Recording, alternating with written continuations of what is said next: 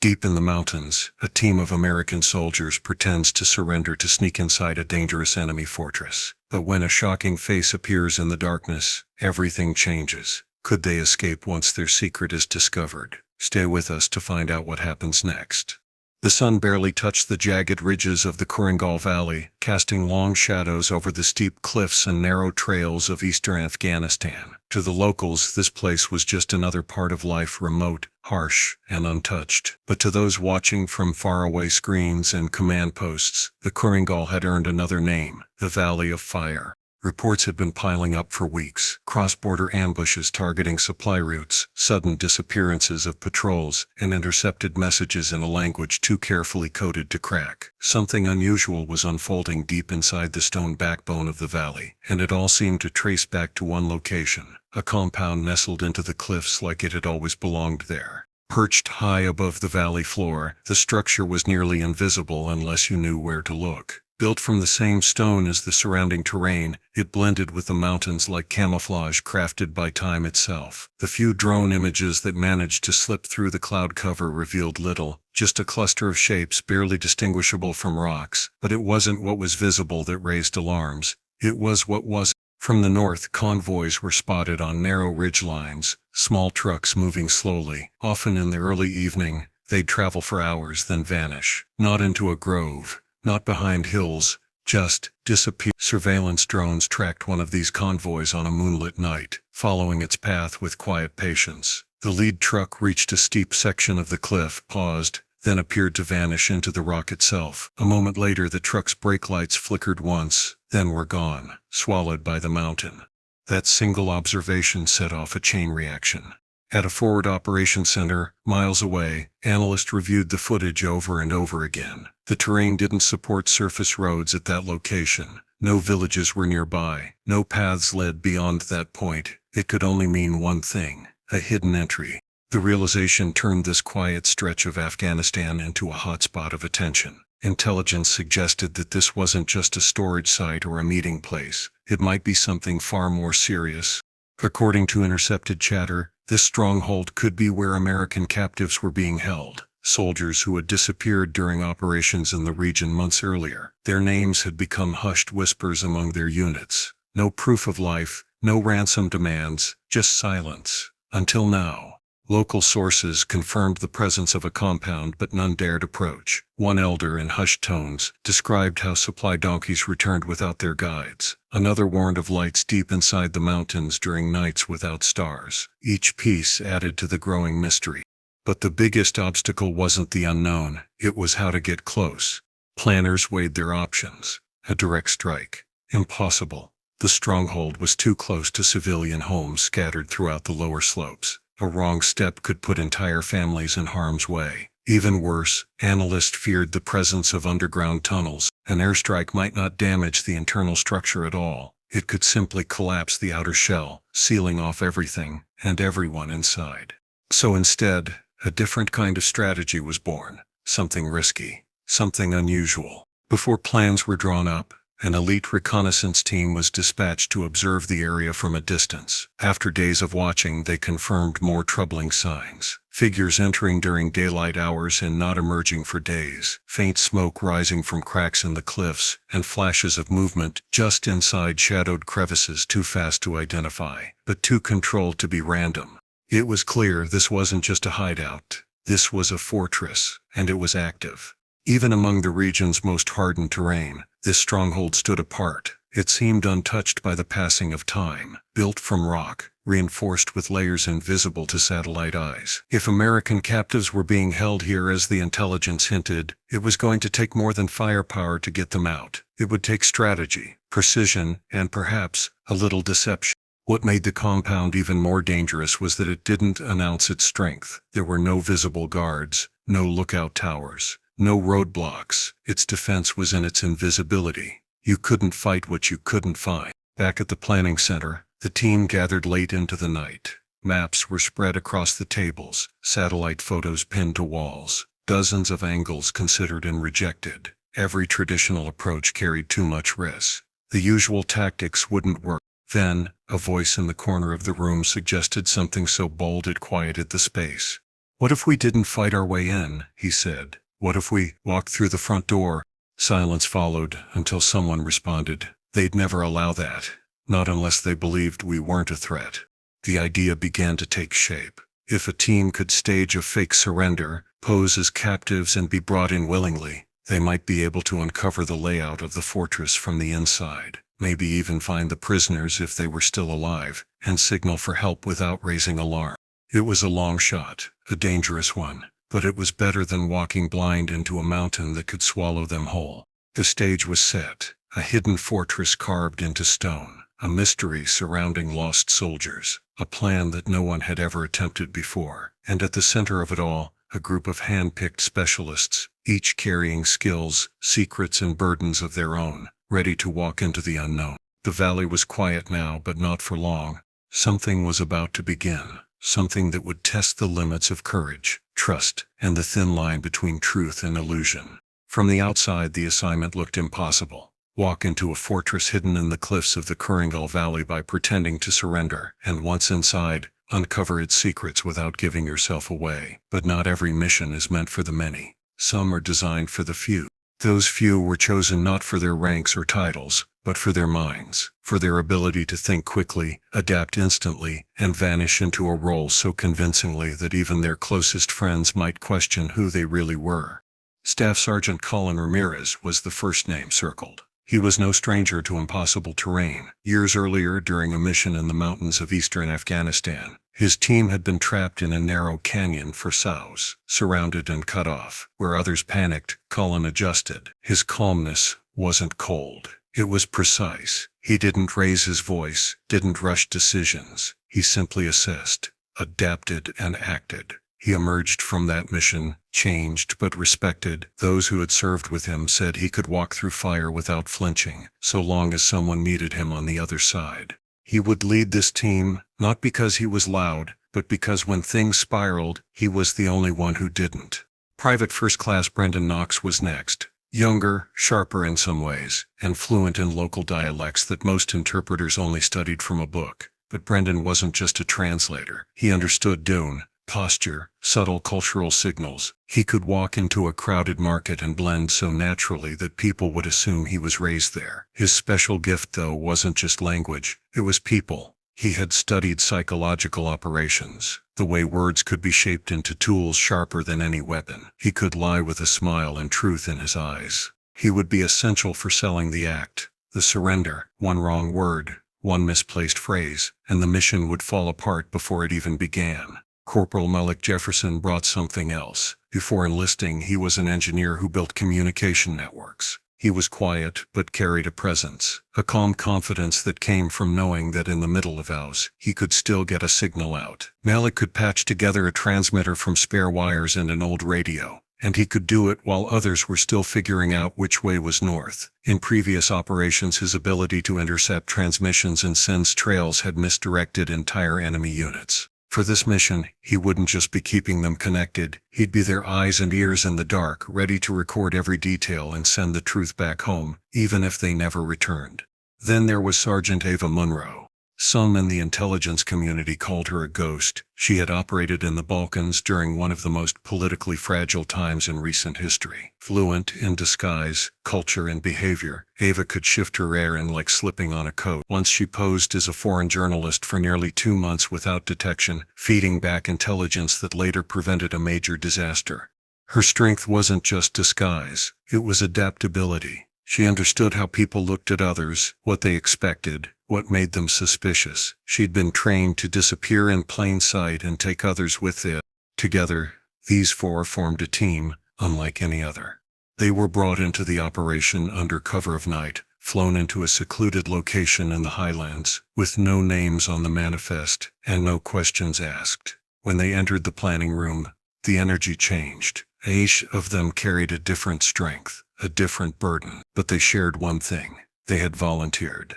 Colin reviewed the plan first. As the team leader, he had questions. Once we're in, do we have a window? A time limit? The commander shook his head. No window, no backup. You go in, play the part, find the hostages if they're there, and signal when it's safe. Ava leaned forward, her tone quiet but focused. What if they separate us? They won't, Brendan replied, glancing through the photographs on the table. "They'll want to keep us together for control, at least at first." Malik scanned the topographic maps. "I can hide a transmitter inside one of the water canisters. Low frequency, short bursts, enough to send coded status updates. But once we're inside, every sound we make could echo in the wrong direction." Silence fell for a moment. They all knew the stakes. Once they crossed the invisible line into that compound, they'd no longer be soldiers. They'd be pawns in a performance, surrounded by real threats, playing a role that could cost them everything. But they also knew the reward. If even one American captive was inside that fortress, alone, unseen, maybe even forgotten, then the risk wasn't just worth it, it was necessary. The team spent the next few days buried in preparation. Ava constructed their visual story: tattered clothing, faded gear, a convincing backstory of a team gone rogue, captured and desperate to stay alive. Brendan practiced the dialect of a remote village elder, just in case they needed a cover detail. Malik developed a communication pattern so discreet it could pass for static, and Colin studied the valley's terrain like it was a second home. Every ridge, every possible hiding place. The mission wouldn't begin with a bang. It would begin with silence, with the slow walk of 4 figures emerging from the mountains with their hands raised and eyes downcast. It would begin with suspicion, doubt, and a dangerous question: would the enemy believe the performance? And if they didn't, what then? As the day approached, none of them slept well. The night before deployment, they sat outside the tent in silence, each lost in their own thoughts. Colin finally spoke. "If we do this right, we bring people home." Ava nodded. "And if we don't, we adapt," Brendan said softly. Malik looked up at the stars. "We stay together." In that quiet space, no orders were given, no strategies reviewed, just 4 people, brave, skilled, and uncertain, waiting to step into a story no one else would ever truly understand. The next morning the valley would be calm, the air still, and 4 strangers would begin walking toward the cliffside fortress, not as enemies, not as heroes, but as something entirely different. And the mountain would be watching. The early light hadn't yet touched the ridge lines when the final briefing began. Inside a canvas tent tucked behind layers of rock and brush, the air was heavy with anticipation. Maps and satellite images lay scattered across the table. The only sounds were the steady hum of a portable generator and those scribble of notes. For the 4 operatives, Colin Ramirez, Brendan Knox, Malik Jefferson, and Ava Monroe, this was the final hour before everything shifted from theory to practice. A senior officer, one of the few who even knew of the operation, stepped forward with a sober expression. "You've all been selected because you're the best at what you do. But once this begins, you're on your own. The terrain is unforgiving. We won't have a clear line in, and we can't send anyone after you unless there's proof you're still alive, and that there's something to come for." The silence deepened. No one flinched. They had heard the warning before, but now, as the details of the plan were spread before them, the weight of what they were about to attempt truly settled in. Colin leaned over the table. "Walk us through it again. Every part." The colonel nodded and began. "You'll appear as 4 captured American soldiers, tired, injured, and desperate. You'll be escorted by 2 men posing as defectors, locals who claim they captured you after your convoy was ambushed. They'll offer you up to the enemy fortress as a show of loyalty, hoping to be accepted into their ranks." Brendan folded his arms. "So we're not surrendering. We're being handed over." "Exactly," the colonel confirmed. "They're not likely to shoot you on sight. They'll want to interrogate, confirm your identity, maybe parade you around a bit, if they believe the story." "And if they don't?" Ava asked softly. "Then we hope your skills carry you further than luck can." The disguise had to be perfect. Ava had already pieced together worn-out Afghan uniforms, dyed and stitched to match what the defectors might wear. The team's boots had been muddied, their faces dusted with fine grit, and their standard-issue gear stripped down to almost nothing. Brendan had even prepared scripted lines in local dialects to match their roles, broken phrases muttered through gritted teeth, expressions of defeat, bitterness, or confusion. To complete the illusion, Malik worked quietly in the corner of the tent, embedding sensors beneath layers of fabric and sewing thin wires into the straps of their makeshift gear. The transmitters he designed were no bigger than a coin, and could ping a signal only once every few minutes to avoid detection. It wasn't a steady stream, but just enough to show movement and maybe, just maybe, enough to trace the underground layout if the fortress had hidden chambers. Then came the matter of misleading their own side. The team needed to disappear from friendly surveillance systems. That meant sending false coordinates before entering the valley, making it look as though their transport had veered south, away from the cliffs, away from the fortress. "If we don't fool our own eyes in the sky," Malik explained, "we won't have a second to breathe once we're inside. They'll call for backup. That backup will lead to questions, and if the enemy catches a single whisper of doubt, it's over." Colin nodded. "And the gear?" The colonel reached down and opened a canvas bag. Inside were 2 thin oxygen masks, a pressure-sealed transmitter case, and vials of fake blood substitute, just enough to suggest trauma without raising real alarms. "You'll each carry a microsensor in your clothing," the colonel said. "It'll track motion, pressure changes, even heartbeat fluctuations. We'll read them as long as you're above ground. Once you're in the tunnels, it's up to you to maintain those signals." Eva took one of the vials and examined it closely. "It'll smell real?" "Close enough," the colonel replied. "Just don't overdo it. If they think you're too far gone to talk, they won't wait long to make a decision." Brendan, who had remained quiet for most of the meeting, finally spoke. "What about the supposed defectors? Who are they?" "They're real," the colonel said, then paused. "At least, as far as we can tell, 2 men from a nearby village. One lost family in a border dispute and turned on the local stronghold. They've been helping us quietly for over a year. They agreed to walk you in under the condition their names never appear in any report." "Brave souls," Colin murmured. "They are," the colonel agreed, "and if this goes wrong, they won't survive either." That sentence hovered in the air longer than it should have, not because the team doubted their commitment, but because it reminded them that failure wouldn't just cost them, it would pull others down with them. As they walked out of the tent, the wind had picked up slightly, rustling the dry grass that clung to the edges of the high ridge. The fortress, still miles away, seemed to loom more in their minds than any map could capture. They would have to walk part of the journey blindfolded, guided by their local escorts to maintain the illusion. It was dangerous, but necessary. If they knew the exact path in, they'd be viewed as spies. But if they arrived disoriented, staggering with dust in their eyes and fear in their voices, they might just be accepted as what they claimed to be, captives. That night, before final preparations, Colonel Ortega, who had quietly overseen most of the mission planning, called Colin aside. "I've seen what you've done in the past. You think through pressure, you move when others hesitate. But this is different." "I know," Colin said. "There's no shadow team behind you this time. If things fall apart, we won't hear from you. Not right away, maybe not ever." "I understand." The colonel stepped closer. "So, don't be brave. Be smart. Be invisible." As Colin returned to the others, he found Brendan tightening a hidden wire around his belt loop, Ava quietly inspecting the fabric on her sleeve for anything suspicious, and Malik testing a signal burst with one of the transmitters hidden in a shoe heel. Everything was ready, except for the part no one could prepare for, the moment when they'd stand at the edge of the valley and step into the unknown with their hands raised, their hearts steady, and their minds prepared to become something they were not.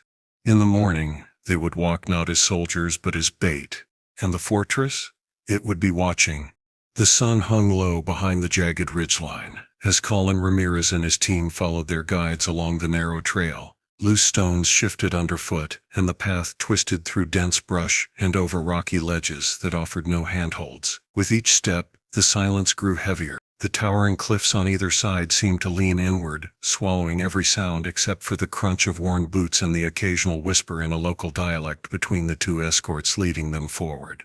These escorts, Tariq and Saeed, were villagers caught between fear and hope. They had agreed to lead the Americans in, not because of loyalty or belief in the mission, but because they had little left to lose. Tariq's brother had vanished near this fortress 2 winters ago. Saeed had a daughter who hadn't returned from a supply run. Their motives weren't clear-cut, but they had reasons. That was enough for now. Colin walked with his head lowered, and his wrists loosely bound in cloth strips. He let his shoulders sag just enough to look defeated. Brendan limped beside him, his leg wrapped in cloth soaked in the mock fluid Ava had prepared, while Ava supported him on one side, her disguise as a local nurse lending her presence authenticity. Malik brought up the rear, hands tied, but eyes sharp beneath lowered lids. They had rehearsed this walk 12 times. They knew the roles, but this was different. The wind carried a stillness that didn't feel natural. It wasn't peace, it was expectation, as if the mountain itself, knew something was about to happen. Suddenly Tariq signaled with his hand and the group halted. Up ahead, embedded into the cliffside like a scar, was the fortress, carved directly into the rock. The compound looked like a natural formation from a distance, but as they approached, its man-made features emerged. Narrow lookout slots, darkened tunnels that cut deep into stone, and a rusted metal gate barely visible through an arch of boulders. 2 armed guards stepped forward, one raised a brow. Tariq bowed slightly. Prisoners, taken near the southern road, Americans. The guards looked them over, exchanging glances with amused sneers. One of them laughed and poked Malik's side with the butt of his rifle. Malik stumbled slightly, kept his expression neutral and said nothing. The guard moved to Brendan, tilted his chin up with a boot, then spat on the ground beside him. "Bring them," said the taller one, waving them through.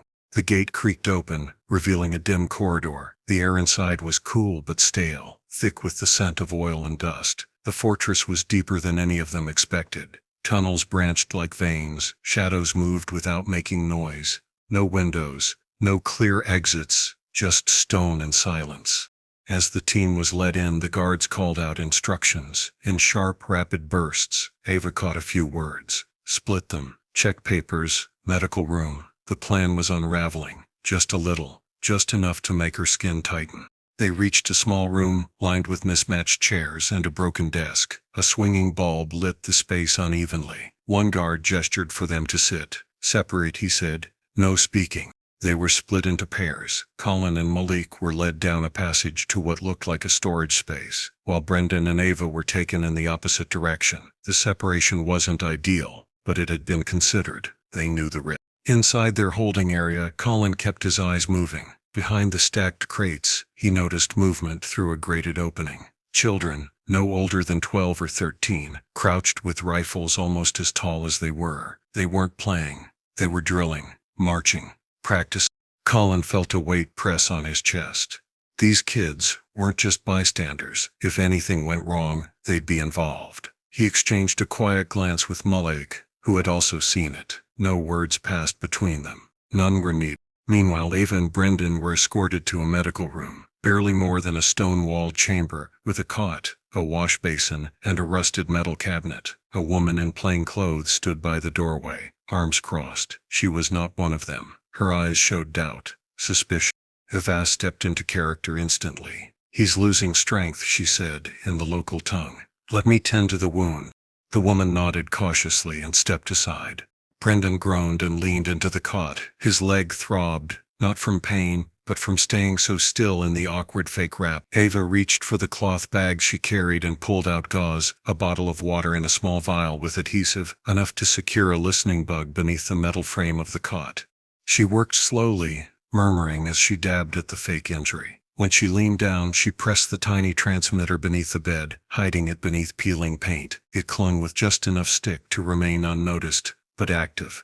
Brendan whispered, "Eyes on us." "Just one," she replied quietly. "Doorframe, not arm." She finished the bandaging with deliberate care, then wiped her hands and stepped back. "He needs rest," she said in the same measured tone. "Give him that, and he'll speak." The woman nodded again and left without a word. Ava closed the door behind her and turned to Brendan, whispering quickly, "We're being watched, but not closely enough to catch quiet audio. That bug'll catch chatter if they use this room again." Brendan nodded. "Good, but we need to regroup, fast." A tap at the door interrupted them. A guard appeared, motioning for them to move. No words, just a sharp gesture. Back in the common corridor, Colin and Malik were being led toward what looked like a central chamber. Colin had memorized as much of the path as he could, tunnel turns, floor markings, even the pattern of the guards' boots on stone. When the 4 operatives finally crossed paths again, no acknowledgement passed between them, but Ava gave a slight tilt of her head. Message received. They were in. The fortress had swallowed them whole, just as planned. But now came the true test, moving freely without appearing too eager, listening without reacting, and learning the layout of a compound designed to keep secrets buried. And somewhere, deeper still, were the hostages they'd come for, if they even existed. The fortress was darker than they had imagined, but the deception had worked. For now, the fortress air had changed. Colin Ramirez noticed it first. The same walls that had earlier hummed with subtle motion now felt hushed. not calm, watchful, as if the stone itself had overheard something it wasn't supposed to.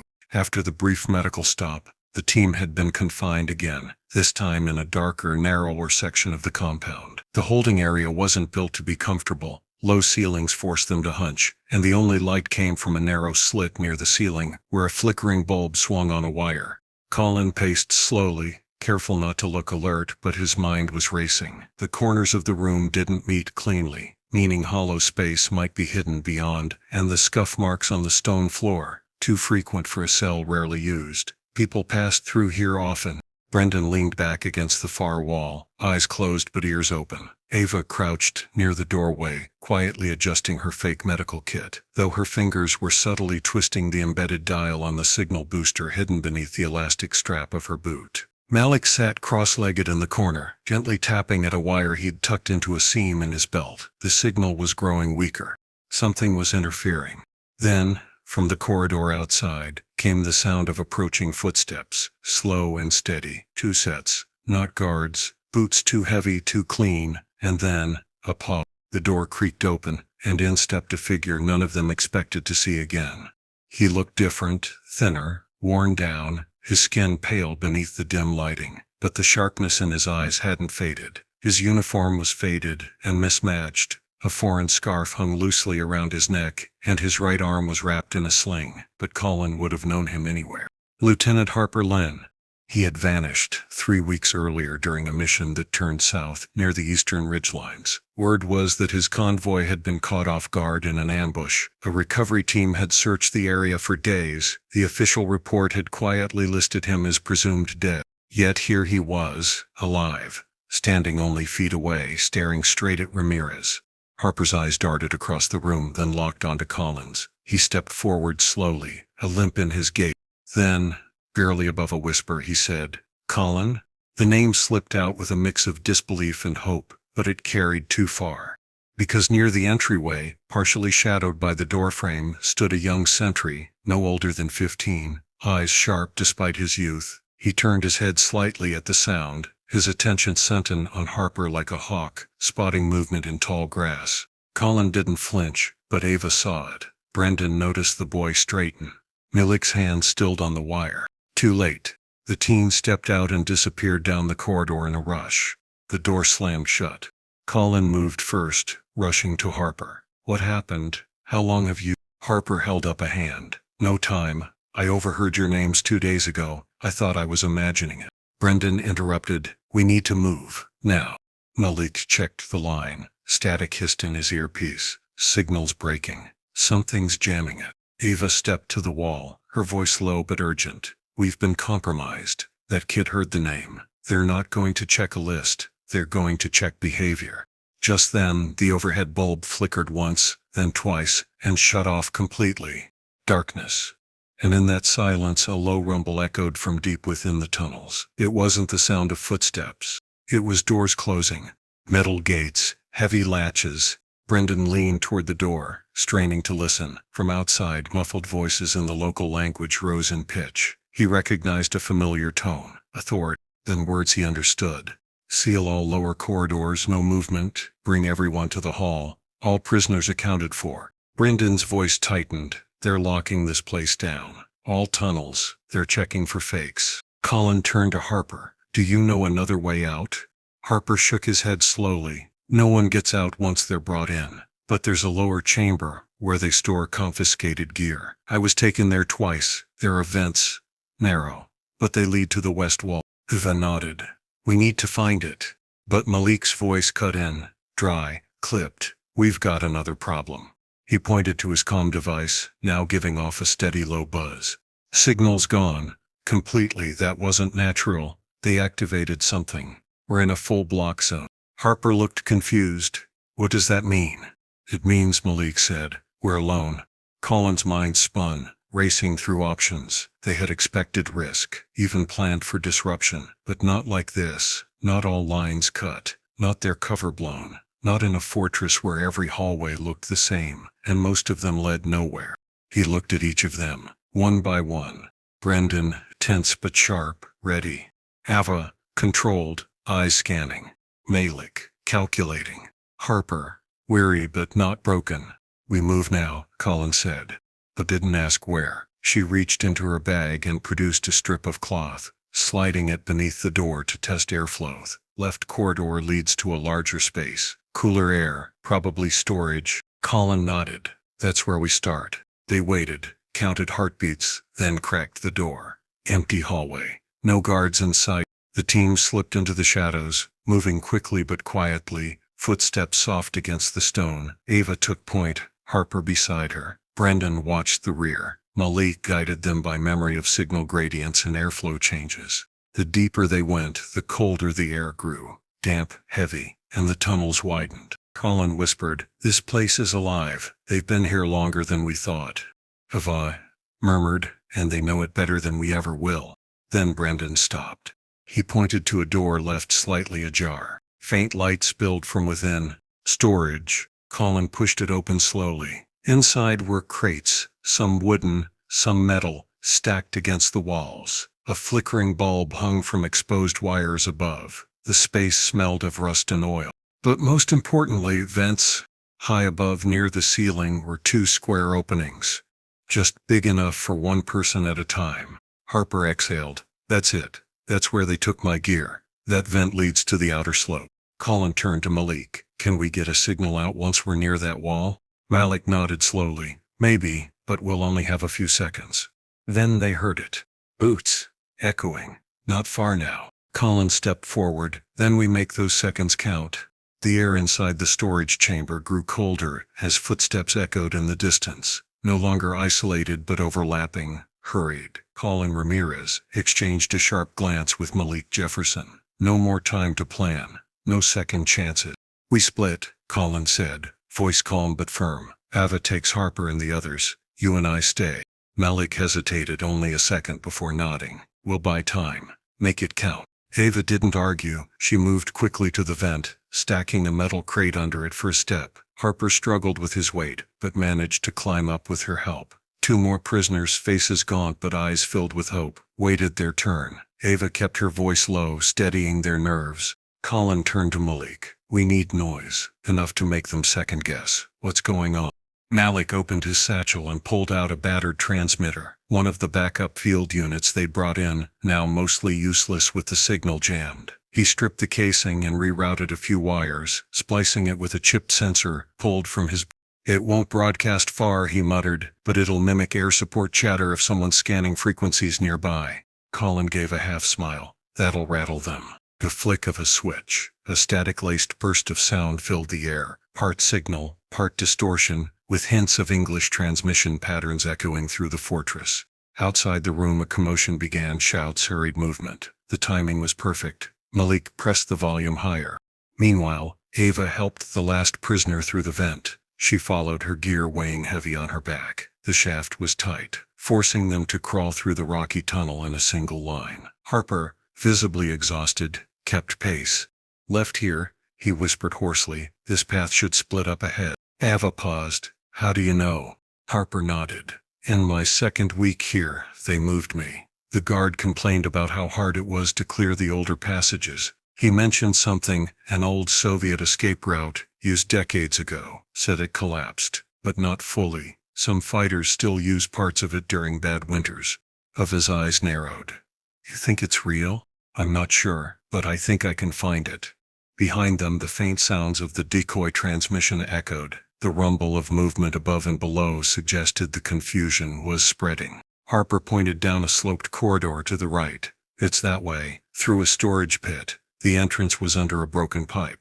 Ava glanced back toward the vent they'd crawled through. No sign of pursuit yet. She took a breath and nodded. "Lead the way."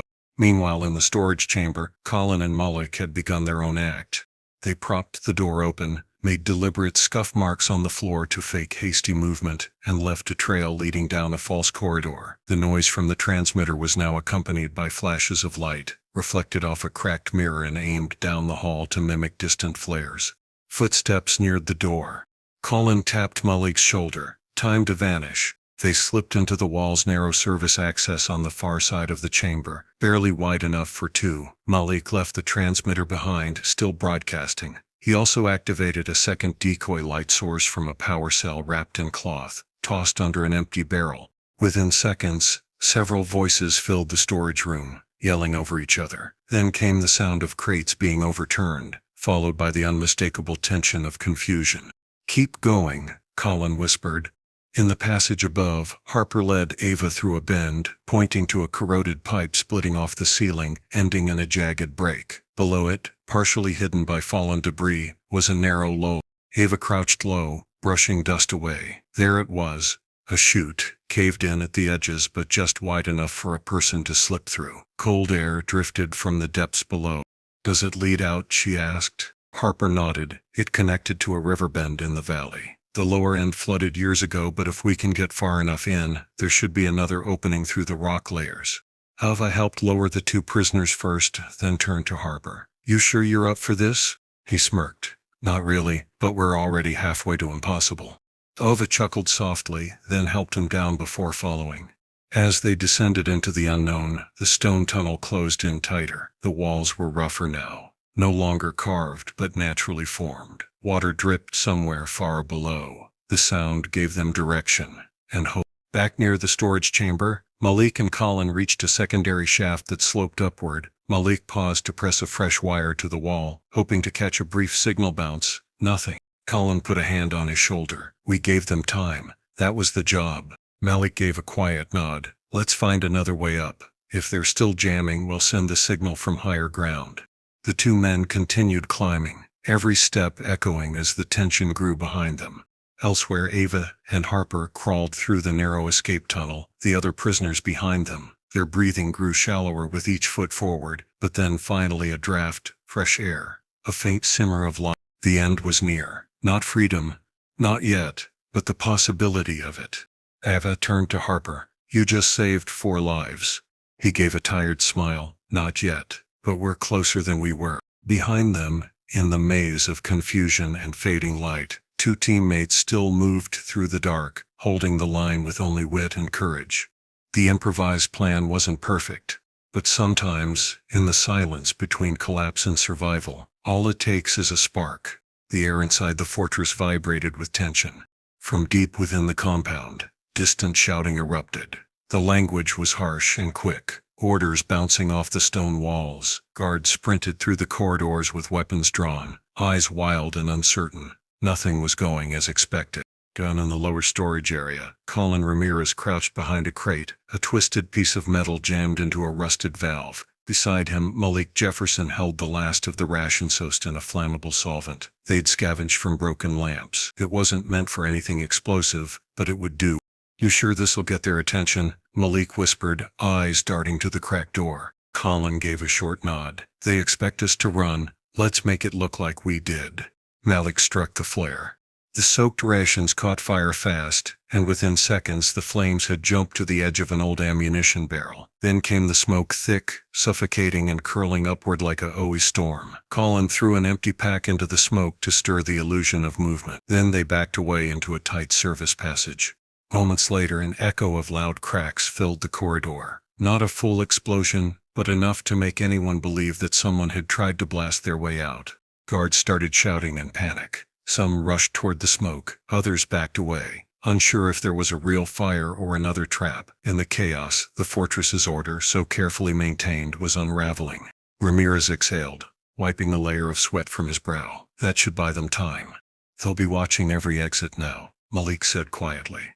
"I'm counting on it," Colin replied, already scanning the narrow duct for their next move. Far below, Ava Monroe's group wasn't faring as well. The tunnel had grown colder, narrower, and more treacherous. The air felt heavier with each step, and a strange stillness filled the space. The passage twisted without warning, walls closing in, rocks shifting underfoot. Ava paused, placing a hand against the damp wall. "Stop moving," she whispered. The prisoners behind her froze. Harper, slightly ahead, turned to look back. "Something wrong?" "I can feel it," she said, her voice tight. "The oxygen's dropping. Listen." They listened, and for a moment heard only the sound of breathing, shallow, quickening. Ava took a deep breath herself and felt it. The air was thinner now, tainted with stale dust and moisture. The deeper they went, the less circulation there was.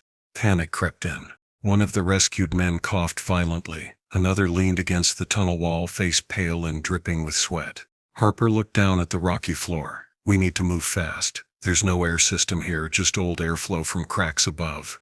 Ava motioned for them to keep going, urging them forward gently, one at a time. No sudden movement. They walked in a single line, each step more uncertain than the last.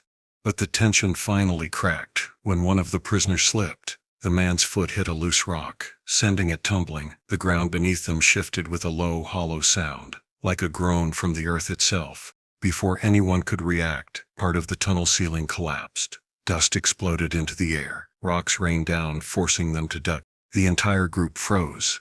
Ava coughed, waving the dust from her face. Is everyone okay? I think so, Harper called from the front, but his voice was strained. He turned to inspect the partial cave-in. The path behind them was now blocked. The wall collapsed in a pile of jagged stone. They were sealed in. No way back.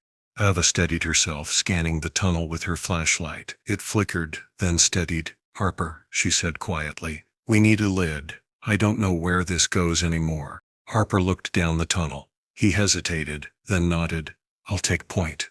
He pushed ahead, his memory leading him into the unknown. The tunnel was changing again, sloping downward, the stone walls showing signs of erosion and ancient construction. Pipes ran along the ceiling here and there, leftovers from the Soviet era, some cracked, some rusted clean through. Every few steps, Harper checked the air, still thin but a little cooler now. Maybe it meant they were nearing an opening. Behind him, Ava helped the weakest of the prisoners, her hand gripping his arm. The man was trembling, not from injury but from fear.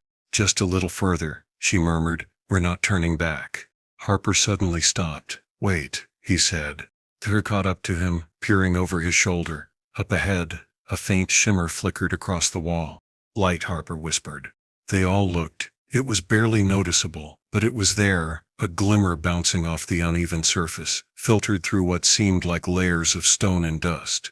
Harper took a deep breath, then moved forward faster, ducking under a crooked beam and around a final bend.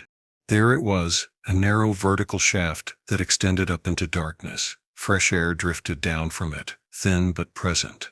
A faint rusted ladder hugged the wall, its bolts shaking with the breeze. Eva tilted her head. Can it hold? Harper tested the first few rungs. We won't know until we try.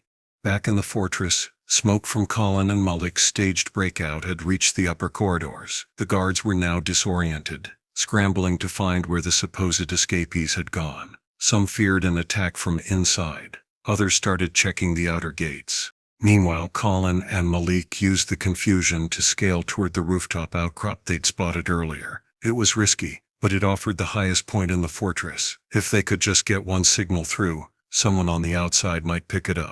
Malik glanced back at the rising smoke. Let's hope Ava made it. Colin didn't answer. His jaw was clenched, eyes fixed on the rocks ahead. Every step forward was a gamble, but they had no other choice. Somewhere below them, deep in the heart of the mountain, Harper placed his hand on the rusted ladder and began to climb. Each rung groaned under his weight. Ava followed closely behind, guiding the others with soft, reassuring words. They didn't know what waited at the top. But whatever it was forward. And forward was all they had. The mountains were silent, save for the occasional gust that swept across the jagged peaks. Yet, far above the cliffs of the Krengal Valley, in a forward listening post disguised as a weather station, something stirred. Inside a tent, a young signals officer hunched over a transceiver, adjusting the dial again and again. Static pulsed in his headset, then a rhythmic pattern broke through. He froze. It wasn't voice, not words, just a faint sequence, 3 tones, a pause, then one, then again, then silence. He keyed his mic. We've got something. A senior tech joined him, listening closely.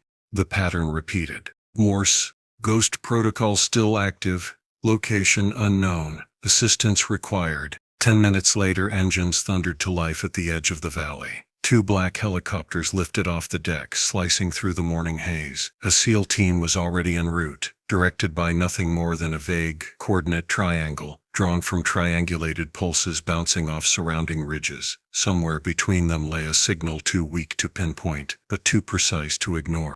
Below, in the lower valley, A collapsed irrigation channel coughed up a figure in torn clothing and dust-covered gear. Eva Munro staggered forward, pulling one of the rescued prisoners along with her. Behind her, Harperlin emerged next, steadying himself with both hands as he caught sight of the open sky for the first time in weeks.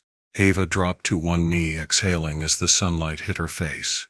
"We're out," she whispered, as much to herself as anyone else.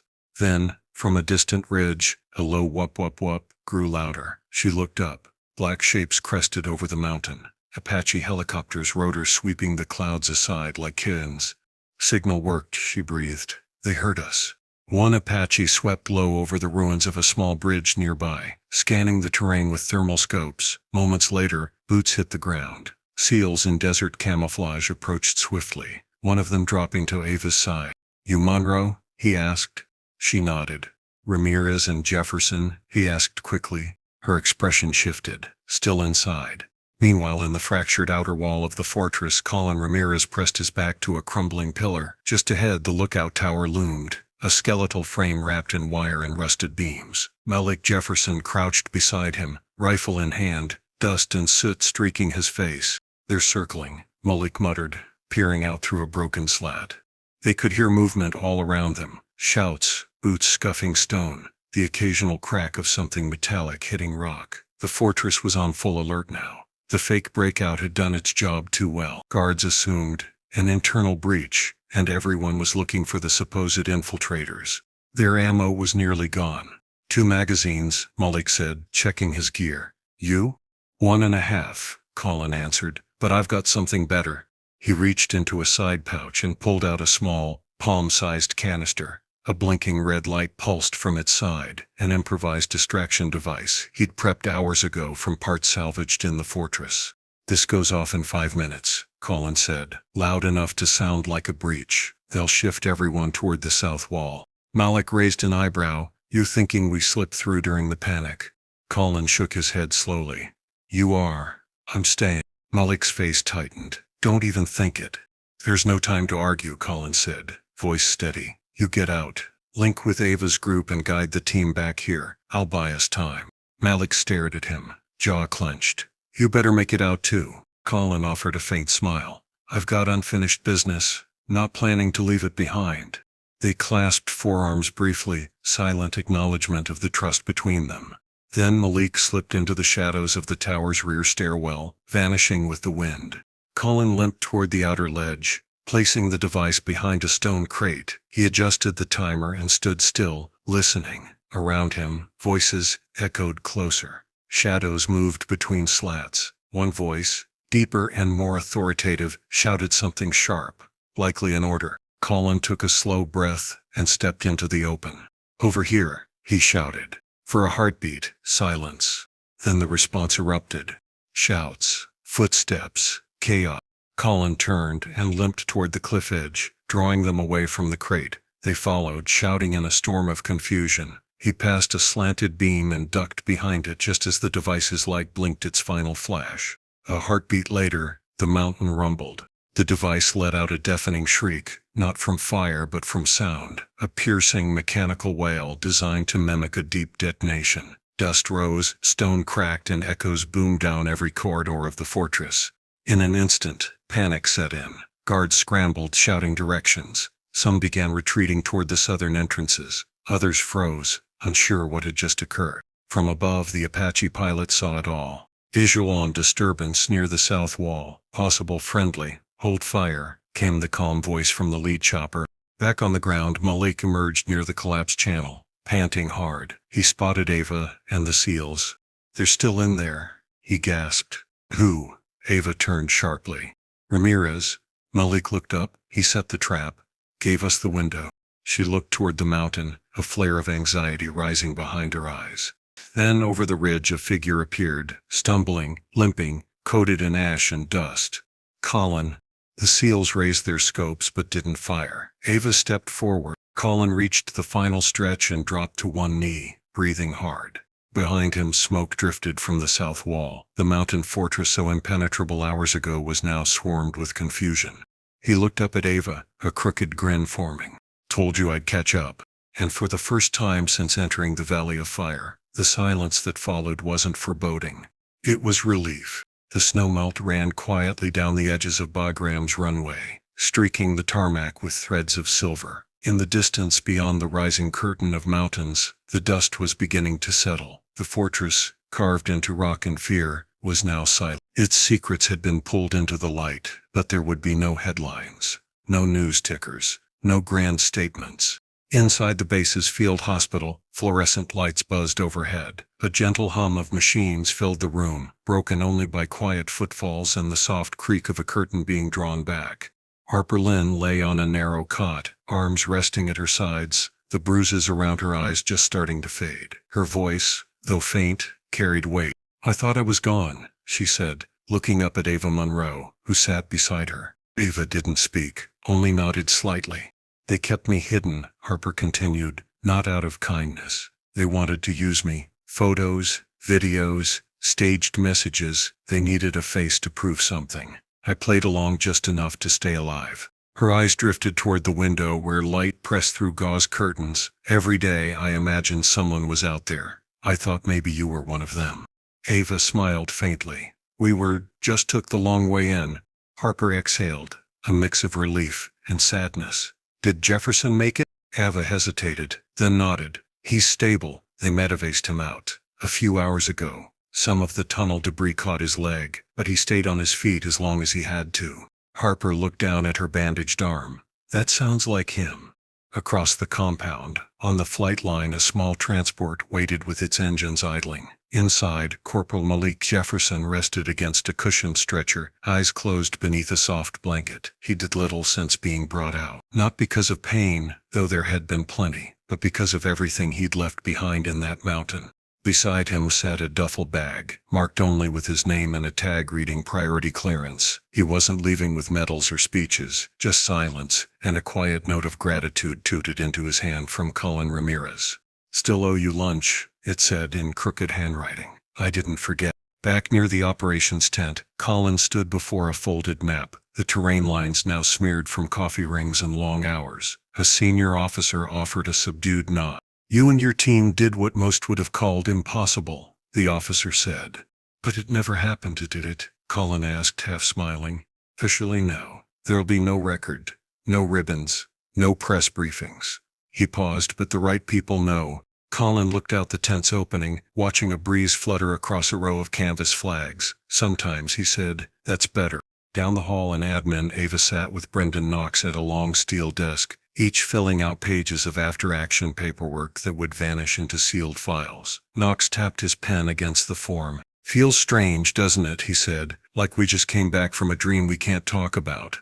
Ava glanced sideways. "It wasn't a dream, just a chapter no one else gets to read." Knox gave a quiet chuckle. "Still can't believe Harper was alive. That whole operation, the tunnels, the fake surrender, it was like walking blind through a maze." "And we found the center," Ava said softly. "Barely." Knox turned thoughtful. "You think any of that compound's still standing?" "Does it matter?" Ava replied. "It's not the walls that made it dangerous, it was the silence, the way it operated without anyone noticing." He nodded slowly. "And now?" "Now," she said, standing, "we go back to pretending none of it happened."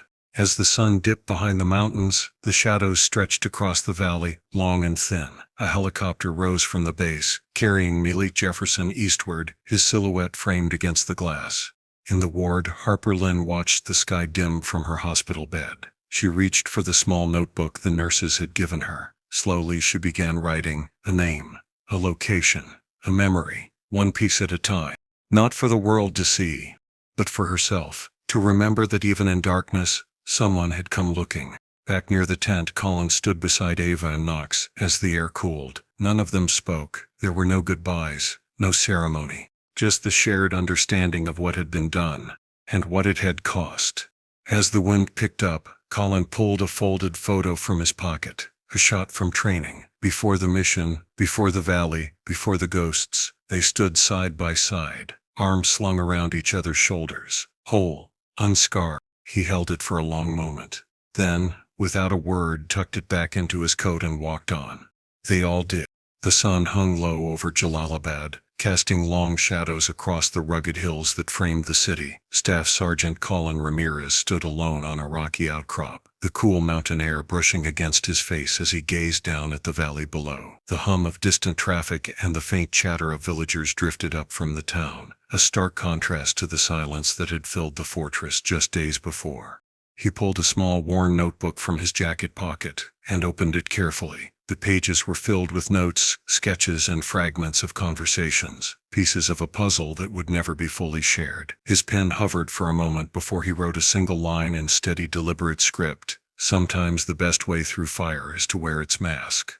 Colin's eyes lingered on the words. The mission had demanded more than tactics and courage. It required becoming something else entirely, pretending, deceiving, blending into a world where every step carried danger, not from bullets, but from being found out. The mask they had worn was not just a disguise but a shield and a burden. As he closed the notebook, a deep breath filled his lungs. The quiet around him felt both peaceful and heavy, like the calm after a storm that left everything changed. He thought of the others, Eva, Malik, Brendan, and Harper, and the thin line they had walked between survival and silence. Meanwhile, miles away in a secure facility, Sergeant Ava Munro sat before a classroom of new recruits, her eyes sharp and focused. The walls around her were bare except for a single screen displaying a blurred map of the Karengal Valley, and a few encrypted words, Operation Ghost Protocol. Her voice carried a quiet authority as she spoke. "This is one of the most sensitive missions you'll study, and for good reason. It wasn't about force or firepower. It was about understanding your enemy, walking their path, and using that knowledge to save lives." The recruits listened intently, the weight of her words settling over the room. Ava continued, "We posed as captives, wearing the enemy's uniform, speaking their language, and pretending to be broken. That kind of operation requires not only skill but trust in each other and absolute control over your own mind." One young recruit raised a hand hesitantly. "How do you prepare for something like that? To pretend you're someone else, even for a little while?" Ava paused, her gaze distant for a moment before she replied, "You don't really prepare for it, you learn it in the moment, and sometimes you realize that the mask you wear can start to feel like who you really are. That's when the real challenge begins." After class, Ava stood alone for a moment, scrolling through encrypted files of the mission reports, photographs never to be released, and testimonies that only a handful would ever read. The operation was classified off of books, a ghost in official records, but for her and the team, it was something very real, something that had changed them all. Back on the hilltop, Colin looked again toward the horizon. The mountains held secrets, and so did the valleys and tunnels below. He thought about Harper Lynn, about how she had survived not only the harshness of captivity, but also the uncertainty of being forgotten. The truth was, some scars couldn't be seen. Colin touched the corner of his notebook, tracing the crease worn by countless hands before him. The mission was over, but the echoes remained. He knew that the world outside would never hear the full story, not the deception, not the sacrifices, not the moments when the line between friend and foe blurred. And maybe that was for the best, because sometimes the most important stories are the ones you carry with you in silence, in memory, and in the quiet knowledge that you did what had to be done. At the base camp, Ava's phone buzzed with a brief encrypted message. "Status Operation Ghost Protocol remains secured. No further action required." She smiled softly, knowing the mission would live only in shadows and whispers, but in the lives it had saved and the bonds it had forged, it was as real as anything could be. The price of deception had been high, the toll measured not in headlines or medals but in trust, resilience, and the quiet strength to carry on.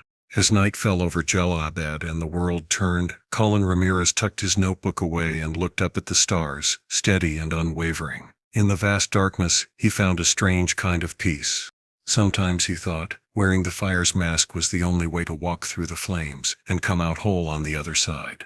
If you're a proud American who honors the bravery of our war heroes, this is the place for you. Every story on this channel is a tribute to the courage, sacrifice, and spirit of those who fought for our freedom.